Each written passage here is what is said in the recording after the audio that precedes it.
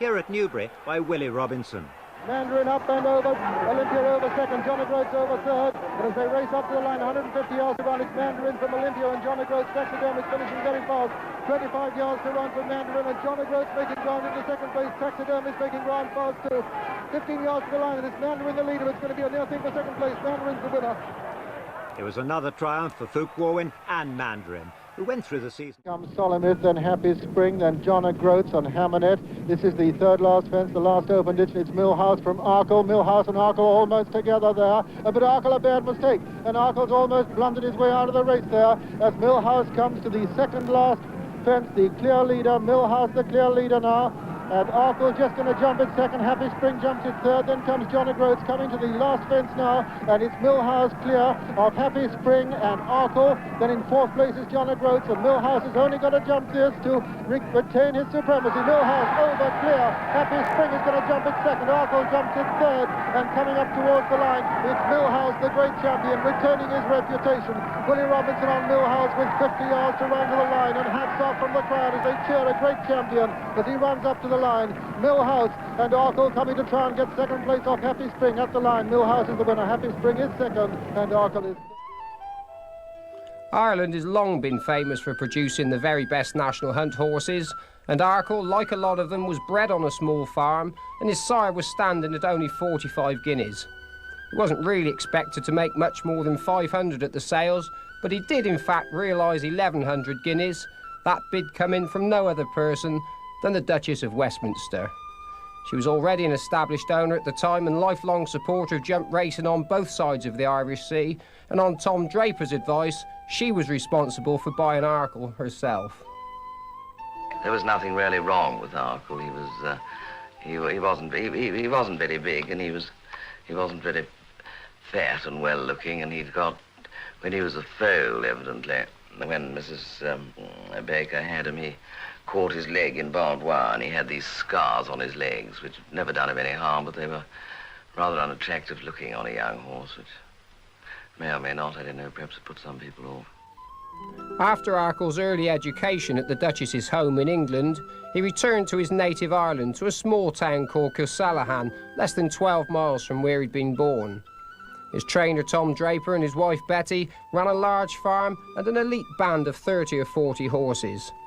Arkle was given plenty of time to mature and didn't see a racecourse until he was 5.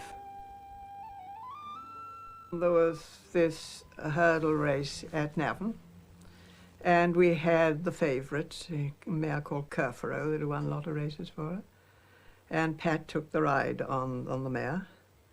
And Tom put up Liam McLaughlin, one of our own boys, and said to him, go out there and see what he's made of, but don't be too hard on him.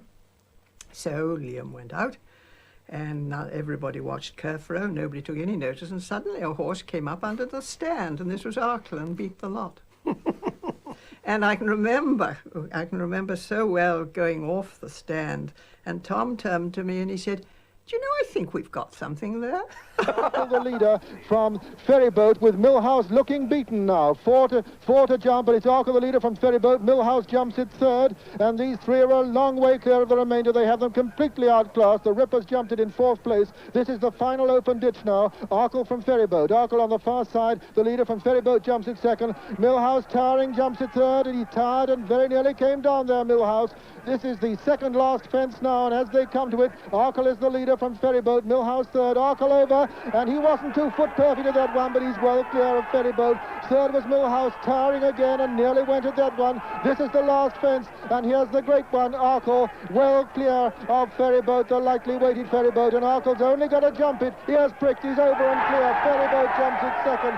Millhouse is coming up tired into third place, and the Ripper's coming to challenge him now for third place. And as they come up to the line, it's Pat Tuff on Arkle going away from Ferryboat, with the Rip coming storming into third place now, and as they come up to the line, it's Arkle, the undisputed champion, well clear of Ferryboat in second place. As they level up for home with 4 fences to jump, and it's Arkle on the far side, the dark cap, and Brasher, who's giving him such a great run. Brasher with 10 stone, Arkle with 12.7, 35 pounds in it now. They're offering 4-1 Brasher, and Arkle is over now. coming up to the second last now, and it's Arkle well clear of Brasher. Then comes Wayward Queen and Freddie. This is the second last fence now. Arkle clear, jumps it impeccably as though this was the first fence he jumped during the race. Brasher jumps in second, Wayward Queen jumps in third, just ahead of Freddie. Coming up towards the final fence now in the 1965 Hennessy Gold Cup, and it's Arkle well clear. As he ears pricked, he jumps it and goes striding away, getting a tremendous reception from the crowd here. Brasher jumps it second, Wayward Queen jumps it third, just ahead of Freddie, and as they race up towards the line, it's Arkle striding away well clear of Brasher in second place. Then comes Freddie and Wayward Queen, and at the line, Arkle 12 stone 7 on his back, with Freddie chasing him into second place now, and at the line, Arkle's the winner.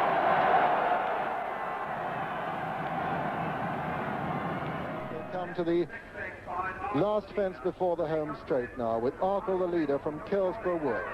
Arkle the leader,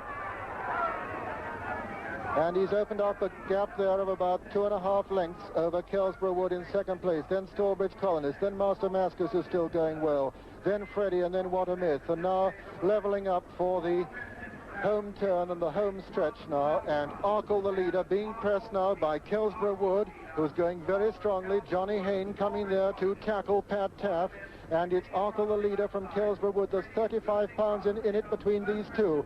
Arkle is over from Kilsborough Wood over second. Stallbridge Colonist is over third. Pat Taff a look over his right shoulder there as he comes to the last open ditch. This is number 19 of the 21 fences, and it's Arkle the leader from Kilsborough Wood. Second, Stallbridge Colonist is third. Then comes What a Myth now in fourth place. Coming to the next now with Arkle the leader. Then Kilsborough Wood, then Stallbridge Colonist. What a Myth trying to get on terms with him. This is the next, and Arkle over from Stallbridge Colonist now moving into second place. And now they're coming up to the last fence now. And it's Arkle the leader, and a great crowd at the fence there waiting to part as he comes to jump it. Arkle 12 stone 7, the leader from Stallbridge Colonist. Arkle comes to it and he jumps it here. Stallbridge Colonist second, but Stallbridge Colonist putting in a great challenge, and it's Stallbridge Colonist on the stand side, Arkle on the far side. Here's where the weight is going to tell, and it's Stallbridge Colonist going away from Arkle now as they battle up to the line. Arkle is going to be beaten. It's Stallbridge Colonist from Arkle, and What a Myth putting in a great finish, but Stallbridge Colonist is the winner at the line. Arkle is coming to the last open ditch now, and Spanish Steps and Johnny Cook well clear of Larbourne in second. In third place is Lord Jim for the Inventor 5 Winsome Win. Coming to the second last fence now in the 1969 Hennessy Gold Cup, and it's Spanish Steps some way clear now of Larbourne, who's coming to jump it in second place. Third, jumping it is Lord Jim. Then comes Winsome Win. 5, the Inventor. Coming up to the last fence now, and Edward Courage's homebred, home-trained Spanish Steps has only got to jump it to win the 1969 Hennessy. Spanish Steps well clear, ears pricked, he's over it and striding away from it. Larbourne jumps in second, Lord Jim jumps in third, Winsome Win jumps in fourth, the Inventor jumps in 5, and coming up now to the line in Spanish Steps and Johnny Cook well clear of Larbourne. Lord Jim finishing fast in third. Then comes Winsome Win, and coming to the line, Spanish Steps is the winner. It's going to be a close thing for second place, with Larbourne just gallantly levelling up for home. And as they do so, it's Charlie Poteen in the lead, but being pressed now by Red Rum, the Grand National winner. Then comes Roman Holiday, then Spanish Steps, then Nerio and Prairie Dog as they come to the fourth last fence in the Hennessy. And it's Charlie Poteen being pressed by Red Rum. Ron Barry from Brown Fletcher, and Brown Fletcher jumps it in the lead. Red Rum, and it's the Grand National winner, Red Rum, who's come to take it up as they come to the final open ditch now, with Red Candle coming to challenge him. Red Candle and Cuckola challenging the leader, but Red Candle touches down in the lead there. It's Red Candle now from Red Rum as they come to the second last fence in the Hennessy. Jimmy Fox on the near side on Red Candle, Brown Fletcher on the far side on Red Rum, and Red Candle jumps it in the lead from Red Rum in second, Cuckola third, and Spanish Steps 4. They're coming to the final fence in the Hennessy now, and as they do so, it's Red Candle from Red Rum, then comes Cuckola, then Anthony Waters, Spanish Steps. This is the final fence now. Red Candle jumps it in the lead, second is Red Rum, third Cuckola. They're racing into the final 150 yards, and it's Red Candle and Red Rum, with Red Rum fighting back over on the far side, Red Candle on the near side, and coming up towards the last 25 yards, it's Red Rum who won't be denied. He's getting up on the far side, but Red Candle fighting back. It's going to be a photo finish, Red Rum and Red Candle first and second, and a photo for third and fourth between Anthony Watt and Cuckold, and then came Nerio and Spanish Steps and Prairie Dog, and then Roman Holiday and Charlie Bottine last of the finishers. The final fence, Collingwood on the near side, and it's Collingwood on April the 7th, and then comes Cuckolder, and into the final 150 yards, it's April the 7th from Collingwood now. April the 7th and Andy Turnell go on from Collingwood as they race up towards the final 100 yards. April the 7th from Collingwood and Cuckolder, and at the line as they come to it, April the 7th is the winner. Collingwood is second and third is Cuckolder. And Royal Stewart has hit the front now from Zongalero. Zongalero on the near side, Royal Stewart, Mighty's Honour, Fighting Fit, still making progress. Richard Linley, they're coming down to the second last fence now, and it's Zongalero with Royal Stewart, Mighty's Honour and Fighting Fit and Good Prospect very close. Over the second last, Zongalero from Fighting Fit who's now moved into second. They're coming down now to the final fence, and it's Fighting Fit and Zongalero from Royal Stewart. Fighting Fit and Richard Linley on the far side. Zongalero, Stephen Smith-Eccles on the near side. There's nothing between the two. Zongalero and Fighting Fit. Zongalero on the near side, Fighting Fit on the far side as they race into the closing stages. And it's Fighting Fit just surging ahead now on the far side from Zongalero. Royal Stewart's in third. Zongalero is fighting back, but Fighting Fit is getting the upper hand. As they race to the line, Fighting Fit is going to win the Hennessy. Fighting Fit has won it from Zongalero, second, and Royal Stewart third, and current goal. Newman on Bright Highway, nearest to us. Tarbank comes next, then comes again the same. Over that one, Silent Valley from Bright Highway, Tarbank, and again the same, and this is the final ditch now. Silent Valley from Bright Highway, Tarbank again the same, and Peter Scott over the final ditch, and it was just Bright Highway. Tarbank a faller there. Tarbank a faller at the third last, coming down now to the second last, and it's Bright Highway and Silent Valley from Peter Scott, and again the same. Over the second last, Silent Valley lands in the lead from Bright Highway, then again the same, and Peter Scott. They're coming to the final fence now, and it's Silent Valley from Bright Highway. Peter Scott has moved into third. At the final fence now, Silent Valley with the advantage over Bright Highway. Silent Valley on the far side lands in the lead from Bright Highway. It's Silent Valley on the far side, Bright Highway on the near side, Jerry Newman and Peter Scudamore as they race into the closing stages. Silent Valley on the far side, Bright Highway forging ahead now. Bright Highway going away now from Silent Valley as they race to the line. Bright Highway has won the Hennessy Cognac Gold Cup from Silent Valley in second. Peter Scott is third, and again the same four. Artistic Prince 5. 6 comes Snowflyer, and then some tired horses, including Father Delaney and Scroggy, and behind Scroggy was Betton Gorse. They're the only finishers, and so the result of the Hennessy Cognac Gold Cup is first, number 3, Bright Highway, owned by Mr. George Strawbridge, trained by Michael O'Brien in Ireland, and ridden by Jerry Newman. Second was number 12, Silent Valley, owned by Mr. J. Walby, trained by Ian Jordan and ridden by Peter Scudamore. And third was number 5, Peter Scott, owned by Mr. G. Amy, trained by... The Hennessy Gold Cup lived up to the occasion at Newbury. It was an open race until the last few fences, when the favourite, Diamond Edge, and Political Pop surged forward. Peter O'Sullivan describes the exciting finish. And making good progress now is Political Pop as they come down to the second last. Shady Deal lands in the lead from Diamond Edge, and straight jostling Political Pop, and then comes Leslie Ann, and it's Diamond Edge, 11 stone 10 top weight with the advantage now as they come to the final fence. Diamond Edge from Shady Deal on the far side, Political Pop coming there very strongly over the last. Diamond Edge lands in the lead from Political Pop, and a follow there, Leslie Ann, and racing into the closing stages, it's Diamond Edge from Political Pop, and a big weight difference here, 18 pounds. Diamond Edge from Political Pop, and Diamond Edge is holding Political Pop, and Foot Warren wins his 7th Hennessy at the line. Diamond Edge has won it. Political Pop is second, and third straight jostling. 4 came Shady Diamond Deal. Edge won it by half a length. It was trainer Foot Warren's 7th Hennessy Gold Cup winner. Captain John looks as though he's going to land in the lead, lands in the lead from his stable companion Brigon, then comes in third place Corbiere, then Megan's Boy still making progress under pressure as they come to the final ditch now. And it's Captain John and Brigon, the 2 Michael Dickinson stable companions from Megan's Boy, who jumps into third now. Corbiere is 4, 5 is Sea Captain, coming down to the second last fence now. Brigon and Captain John from Megan's Boy. Brigon lands in the lead from Captain John on the far side. Megan's Boy makes a mistake. Sea Captain improving. Corbiere still trying to get back in the picture, but coming to the final fence now. and it's Brigon, the favourite, from his stable companion, Captain John. These two, the Michael Dickinson duo, Brigon and Captain John, there's very little between them. A mistake there by Brigon, hands the initiative now to Captain John, and racing into the closing stages, it's Captain John with Brigon renewing his challenge. Racing into the closing stages, Brigon is beginning to get up. Here's Glass telling as they race to the line, Brigon is going to win it, and at the line, Brigon wins the Hennessy. Second is Captain John, third Sea Captain, 4 and 5 are Megan's Boy and Corbiere, and then came Straight Jocelyn and Bold Argument and Scott Lane, and so the result of the 1982 Hennessy Cognac Gold Cup. First, number 2, Brigon, owned by Mr. J. Keneally, trained by Michael Dickinson, written by Graham Bradley. Second was number 6, Captain John, owned by Mr. F. Amami, trained by Michael Dickinson, written by Robert Earnshaw. And third was number 10, Sea Captain, owned by Mr. Geoffrey Reeve, trained by Richard Head, written by Steve Smith-Eccles. And fourth was number 11, Megan's Boy. Let's see them from the fourth last as they race. That's just about it. That's the end of my stint on Grandstand for a little bit. David Coleman will be here next Saturday. Bye-bye now.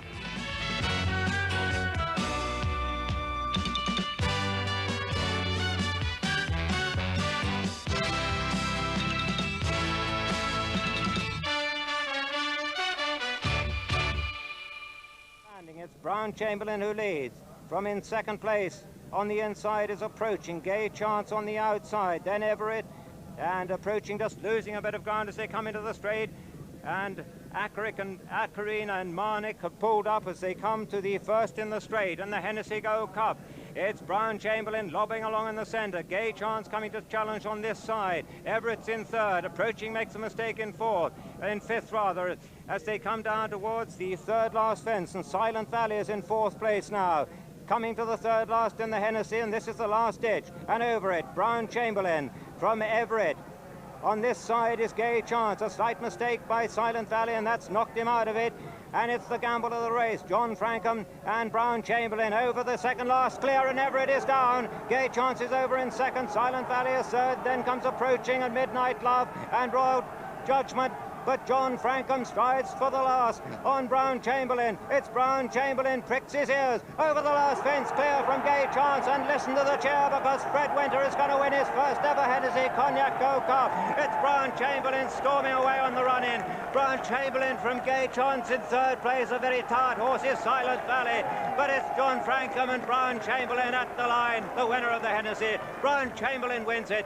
Gay Chance is second. Silent Valley is going to be third. A desperately close thing for fourth between Approaching and Midnight Love. Then a gap back to Royal Judgment, who's been pulled up, and nothing else has completed the course. The result of the 27th running of this race. And over on the far side, Phil the Fluter, and still trying to come there, Barrow Hill Lad. This is the final ditch. Gay Chance and Canny Danny jump it together. Over on the far side, Barrow Hill Lad still making significant progress. It's Canny Danny now on the near side as Gay Chance loses ground quickly. Canny Danny on the near side, Barrow Hill Lad on the far side. Barrow Hill Lad lands in the lead. Barrow Hill Lad in the lead now from Canny Danny, Gay Chance, as they race now towards the final fence in the Hennessy, and it's the top weight, Barrow Hill Lad and John Frankham from Canny Danny. This is the final fence now. Barrow Hill Lad clear. He jumps it clear and jumps it well. Canny Danny jumps it second and Gay Chance jumps it third. Racing into the closing stages, and it's Barrow Hill Lad putting up a tremendous performance here to become the 5th successive favourite to win the Hennessy Gold Cup as he strides up towards the line. Barrow Hill Lad is the winner.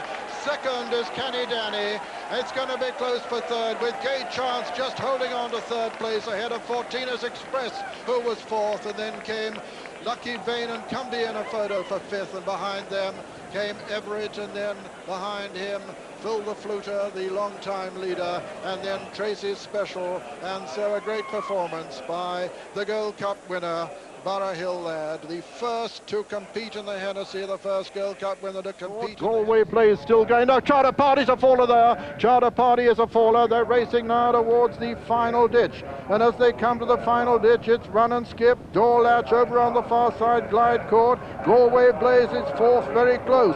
Coming down towards the second last now. Run and Skip. Galway Blaze coming there strongly. Door Latch towards the near side. Glide Court over on the far side. Galway Blaze and Door Latch. They're coming now towards the final fence. Galway Blaze has got the advantage over Door Latch and Run and Skip. Mark Dwyer on Galway Blaze, looking as though he's only going to jump the last to win the Hennessy Cognac Gold Cup. He comes to Idio's Prick, strides away from it fast. It's Galway Blaze striding away now from Run and Skip. In third is Dorlatch, then comes Glide Court. Galway Blaze sprinting now as he races towards the line to win the Hennessy Cognac Gold Cup in tremendous style. Galway Blaze is the winner. Second is Run and Skip. Dorlatch is third, 4 Glide Court, 5 Rhyme and Reason, 6 Elm Boy, 7 behind Elm Boy is Mari Venture. And so the result of the 1985 Hennessy Cognac Gold Cup. Another triumph for Jimmy Fitzgerald. Trying to make progress on the leaders as they come to this last plain one before the final open ditch. Contradeal and Play School. Play School lands in the lead from Contradeal. Kildimo landed in third place. Then came Durham Edition, who's making quite significant progress in behind the lead. This is the fourth and final ditch now. Play School over on the far side with his white face shows in the lead from Contradeal, who makes a slight mistake.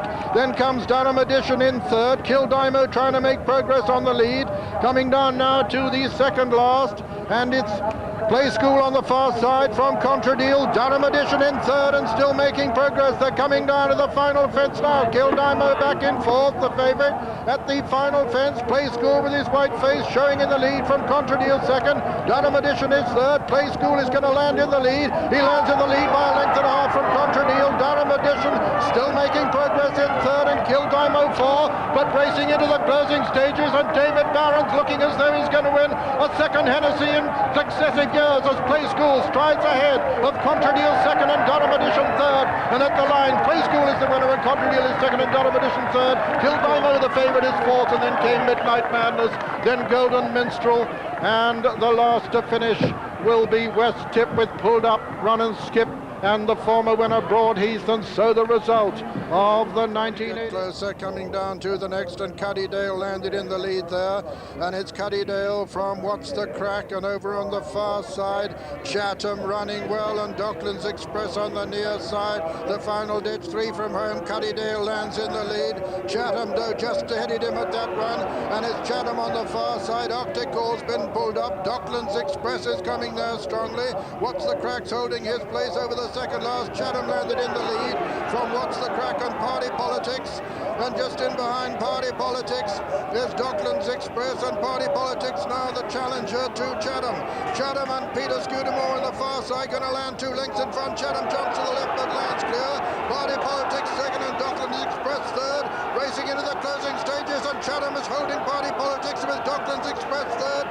It's Chatham the leader from Party Politics and Docklands Express, and that's how they're going to finish in the 1991 Hennessy. At the line, Chatham is the winner and Party Politics is second, and third is Docklands Express. It's a close thing for 4 with What's the Crack 4 ahead of us by 5, 6 Cuddydale, 7 was Boris Seaver, and then 8 came Kirsty's Boy. And so the result of the 1991 and 35th running of the Hennessy Cognac Gold Cup is first, number 4, Chatham, owned by Dr. B. Nolan, trained by Martin Pipe and ridden by Peter Scudamore. Second was number 6, Party Politics, owned by Mr. David Stoddart. Is making ground in behind the lead, but as they come down now towards the fourth last, it's Cogent and One Man who land together in unison, with Commercial Artist close over on the far side. Lord Relic travelling smoothly in fourth. They're coming down to the final ditch now in the 94 Hennessy, and Cogent lands in the lead from One Man and Cogent together there. There's very little between them. It's One Man on the near side, Cogent on the far side, Commercial Artist just in behind them, Lord Relic, and One Man landed in the lead there for the North for Gordon Richards. It's One Man the leader from Lord Relic in second, then Cogent and Commercial Artist. One fence between One Man and victory. Hasn't been asked a question yet. One Man jumps it clear of Lord Relic in second and Commercial Artist third and Cogent 4. They're racing into the closing stages, and it's One Man being chased all the time by Lord Relic, but it's One Man who's going to hold him and win it. One Man wins the 1994 Hennessy Cognac Gold Cup, and he wins it in a canter with his ears pricked, and Lord Relic is second and third. Commercial 7 Hennessy, and it's Barton Bank the top weight on the near side of Sunny Bay the Grey. These two disputing it as they come down towards the fourth last fence, just in behind them, trying again, and time for a run, still making progress towards the stand side. Bellman King on the far side. Sunny Bay and Barton Bank there from trying again in third. Bellman King 4. UDP is coming there quite strongly too. Under pressure is Ciel de Briand. The last ditch 3 out, and as they come to it, it's still these two, Barton Bank and Sunny Bay, disputing it as they come down towards the second last fence. Sunny Bay and Barton Bank from Bellman King, and then UDP. Sunny Bay was over from Barton Bank, and Bellman King is a faller there, and UDP moves into third. Ciel de Briand 4, racing down to the final fence now, and as they do so, it's Sunny Bay who's forced his way back into the lead. Sunny Bay from Barton Bank. Sunny Bay leaping ahead of Barton Bank, then UDP and Ciel de Briand as they race up towards the line. Sunny Bay putting in a fantastic performance, this grey horse here under Graham Bradley. Sunny Bay racing away with the 1997 Hennessy. Sunny Bay is the winner. Barton Bank is second. Third is UDP. Fourth is Ciel de Briand or Thierry Dumaine. Then came Trying Again. Then General Wolf and Grange. Side is just the leader. Teton Mill now just slots in behind. Followed then about 6 lengths away by Fiddling the Facts, and then Sail by the Stars, the Taoiseach and Boss Doyle. 4 left to jump in the Hennessy. You're deep on the far side, just the leader. Led over at a half length to Teton Mill, who's going well. 8 lengths away then Fiddling the Facts from Sail by the Stars. The last ditch now in the Hennessy, and Teton Mill on a tight rein. Races to the lead now. Puts in a mighty leap at it. Leads over it from you deep. About 8 or 10 lengths then to Fiddling the Facts. Mistake by Boss Doyle, then Sail by the Stars. A faller there the last fling. As they come to the second last, Teton Mill jumped at 5 in front of you deep. They're about 8 or 10 lengths to Fiddling the Facts, followed by Boss Doyle, then Sail by the Stars, Hymn of Praise and Marla. 1 left to jump in the Hennessy, and it's Teton Mill with a commanding break on the field. Jumped it in spectacular style. In second is you deep, third Fiddling the Facts, then Boss Doyle. But it's all over as then they come up towards the run-in now. 100 yards left to go, and punched right out. It's Teton Mill who's going to go on and win the Hennessy in a canter. As they go to the line, Teton Mill ease down, wins it by 15 lengths. You deep is second. Third Fiddling clear of Dream Alliance. Character Building stays on into third place now, past the weakening Bible Lord. This is the final open ditch for Denman. He comes in to take it, put himself right. Good jump again from Dream Alliance. Character Building, a stout stair, back in third place. Then back in the field, Strong Flow was the faller. Bible Lord is fourth, Abraganti is fifth. Denman just being held together. Another great jump at the second last from Dream Alliance. Then Character Building, they're clear of Bible Lord and Abraganti. And Juvenile and Madison de Burley. Now Sam Thomas gives Denman a wake-up call as he runs towards the final fence. He's got 11 stone 12 on his back in deep ground. A great jump by Denman at the last. Dream Alliance ploughed through it, then Character Building. The rest are scrapping it out for the minor money, but it's Denman. He's 15 lengths clear of Dream Alliance, racing into the closing stages. This could be one of the great performances in the long history of the Hennessy Cognac Gold Cup. Denman under 11-12 delivers in tremendous style. Followed in second by Dream Alliance. Back in third, Character Building. Madison Burley was fourth. In fifth place, Nowhere. Then Denman by 3 lengths. His stable companion now in hot pursuit. What a Friend. Barbershop in third. Niche Market in fourth. Then Gone to Lunch and Snowy Morning. 2 fences to jump. Denman is taken on by What a Friend. There's a huge weight difference. Denman by about a length. What a Friend challenging in second place. Ruby Walsh and Sam Thomas. A score to be settled. Then Barbershop and Niche Market racing towards the final fence. What a Friend is hanging. He looks awkward. Denman still fighting. Over the last. Good jump again from Denman. And he lands in front on the run for home. Denman pulling out more from What a Friend. He's under 11 stone 12. One of the great performances in jump race history. Denman by 3 lengths to What a Friend. Denman is keeping on. Another demolition job from Denman. And he wins his second Hennessy. A heroic victory from What a Friend in second. Tight third, Niche Market and Barbershop. Then Gone to Lunch in fifth. Cornati Kid sixth, followed home by My Will. Drips and Drabs, Snowy Morning, Nenafar.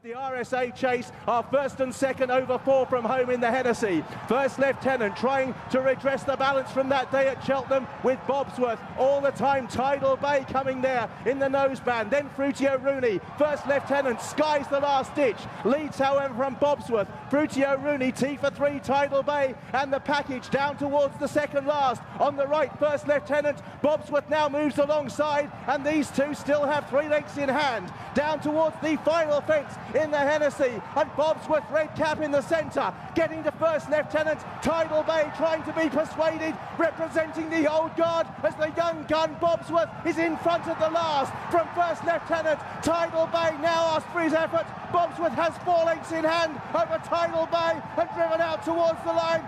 Bobsworth maintains his upwardly mobile profile and last year's RSA winner will follow up and win the Hennessy. Bobsworth beats Tidal Bay. Very highly. I mean, behind the Grand National, it'd be in my top 5, definitely, there's no doubt about it. You know, it's extraordinary in this year that it was actually quite quick ground, and I think I'm right in saying that Newbury were watering, and he wasn't a horse who was the most prolific jumper. He could make mistakes, but he was owned by Brian Stewart Brown, who was on the board at Newbury for a while and a syndicate, and Jamie was very, very good, and I think we beat a horse of Nicky Henderson's, which was very, very pleasing to say the least. But it's always good when a Lambourn horse goes and wins a race of that calibre. Arctic Call goes away to win the Hennessy Cognac Gold Cup. Arctic Call is the winner.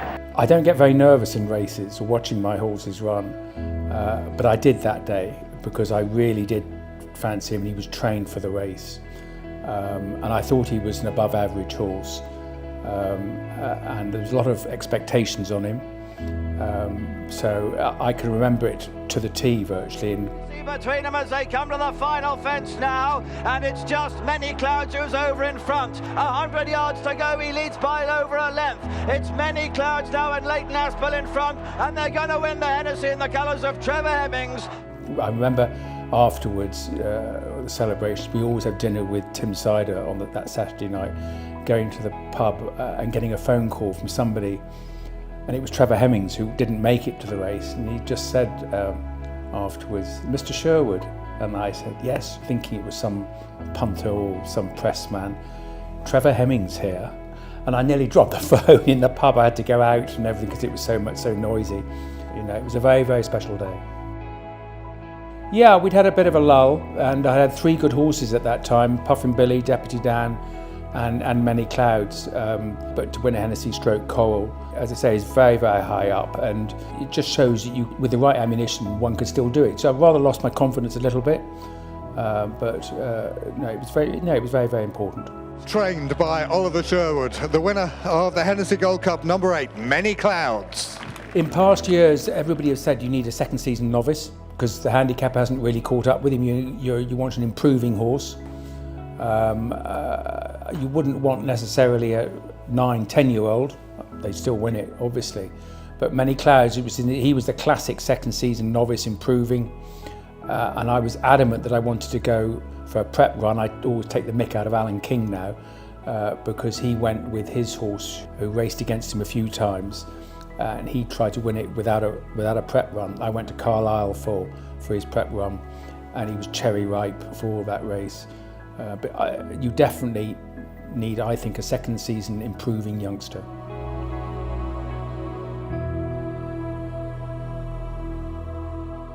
Guide as they head towards the 4th last. Double Ross over in front, Native River over to the far side, Black Lion and Carol's Destrier, then Vita de Rock's Mad Place, Hadrian's Approach and Theatre Guide. This is the last open ditch. Double Ross has given a bold sight, Native River on the inside, skied it and landed a bit flat-footed. Black Lion in 3rd, then Carol's Destrier, Hadrian's Approach as they head down towards the 2nd last. Out in front it is Double Ross for Jamie Bargery, but Richard Johnson has Native River back alongside as they head down towards the last. Black Lion, Carol's Destrier, then Smad Place, and it's Native River who moves to the lead in the Hennessy. Native River is over the last. Double Ross in 2nd, Black Lion and Carol's Destrier off up the running. It is Native River who is 6 lengths clear. Carol's Destrier is staying on strongly. Native River is paddling. Carol's Destrier is bridging the gap. Native River, Carol's Destrier with half a length to find, but it's Native River who'll give Richard Johnson Johnson, his first Hennessy.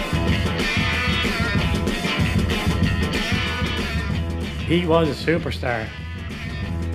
He was around the same time as the Beatles and Muhammad Ali, and he was getting as much recognition as them, and he was only a horse. Like, what Arkle achieved running in handicaps and giving stones a weight away, it's just staggering, you know.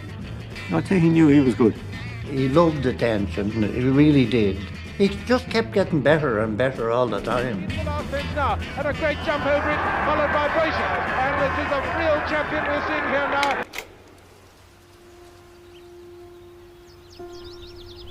My father was born and reared 2 miles from here and came down here in about 1919. Draper family have been here ever since.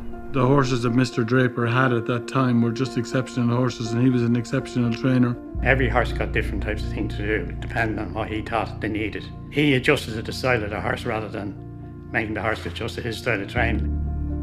Arkle himself was bred about 6 or 8 miles away from here, and he was bought there as a potential star. He was always a very placid horse, the type of horse you could leave the door open and he wouldn't go out. He'd look out, but he wouldn't go out. We never thought much about him, like, at the start, and then I got to like him. He ran a couple of bumpers. He was 3rd and 4th, I think. Ran adequately. And then in, I think, January, he ran in Navan in a maiden hurdle, and he steamed through at the end and won impressively. And that was the first real clue that maybe there was something there. Then he went to Newbury for the Hennessy, and this was first meeting him at Millhouse. And Millhouse won easily. Arkle made a mistake about 3 out. Pat House said after the race he'll never beat him again. So we went on then for the Gold Cup. A lot of people didn't still believe that he could capable of beating Millhouse. Millhouse so impressively. When it happened, it was unbelievable. Pulled up in front of the stands and came up through the crowd. The hair stand on the back of your neck. Like, that was the Gold Cup. And the result of the 39th Cheltenham Gold Cup is first Arkle, trained in Ireland by Tom Draper and ridden by Pat Taft. Pat Taft wasn't a stylish jockey, but he was a marvellous horseman and a marvellous judge of a horse.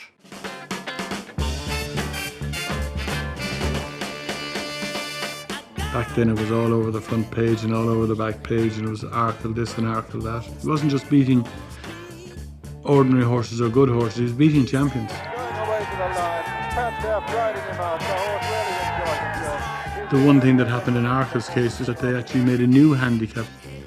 If Arkle was to run in a race, there were one set of weights, and if he wasn't running, there was another set of weights.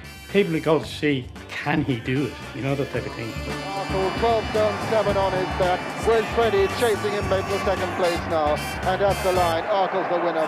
I don't think he ever ran a bad race from the time he became a good horse. I don't think he ever ran a bad race. And he walked around there very proud and cocky and looking into the crowd like, I am the champ, have a look at me, you know? And he had that aura about him. Sandown, I think that was his best run ever. He knew when he was real fit, he'd roll and roll and roll and roll in the box.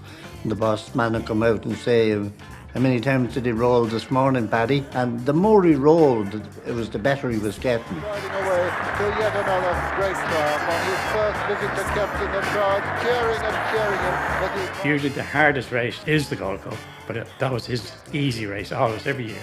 Just camp around, and that was it. Just didn't take him on, he couldn't. And there's Arkle striding up to the line, the runaway winner of his 3rd successive Gold Cup. And we always said he'd won 6 Gold Cups, but it wasn't to be. He broke the pedal bone in Campden. I suppose it's always good to go out at the top, isn't it? They tried to get him back. He came back into training maybe a year and a half later, and fortunately he wasn't asked to run again because he would have only been a shadow of his former self. I thought that this will happen again, but I never realised that never again would you see it like him. The exceptional part is, here we are in 2021, and no horse has come near it really since, you know? He was a superstar. He thought I was a superstar. He was just 1 in a million. He was brilliant. It's hard to believe, but he was just that good. He is a legend because he was the supreme champion.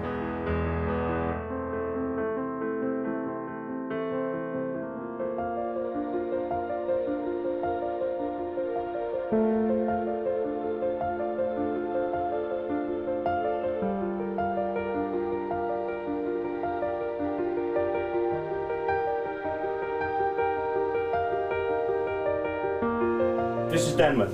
He looks well, doesn't he? Big, strong, chasing horse, so he's ready to run. Denman just from Lies Green with 50 yards to go. Denman going to make it 3 for Paul Nicholls. Denman is the winner.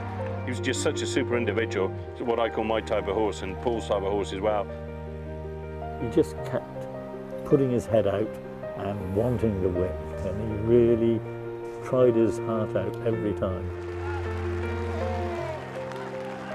First time over fences, I'll never forget when he hit the fence so hard and never took nothing out of him.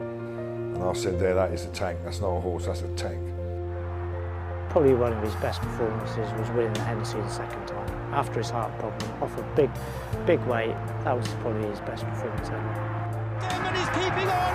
Another demolition job from Denman, and he wins his second Hennessy.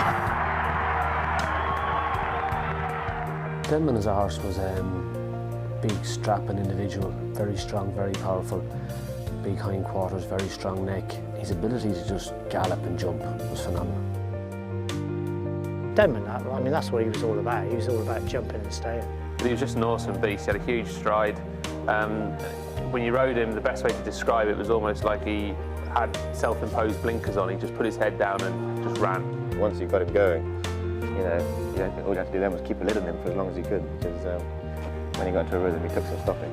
Start trying hard to close, but Denman's been out in front for a long time. He's still 6 or 7 lengths clear, and he's too good for them.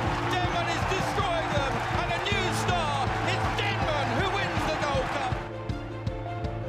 He's the best horse I've ever ridden, really, and it's difficult to kind of comprehend how a horse can win such a big race so easily. So I couldn't quite believe it.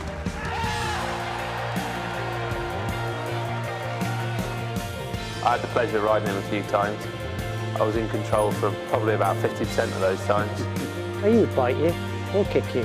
You know, he was that type. He had a bit of character about him, which is good. The good horses have always got something about him. He could make grumpy old faces and swish his tail and snap his teeth, but he knew where the line was, I always think. And if he ever did connect, he always knew he'd done it. And he didn't really need too much telling off. He was a good guy, really. He was just a bit of a playboy.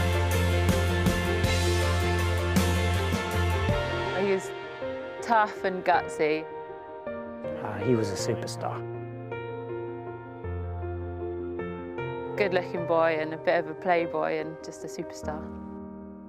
Horse of a lifetime.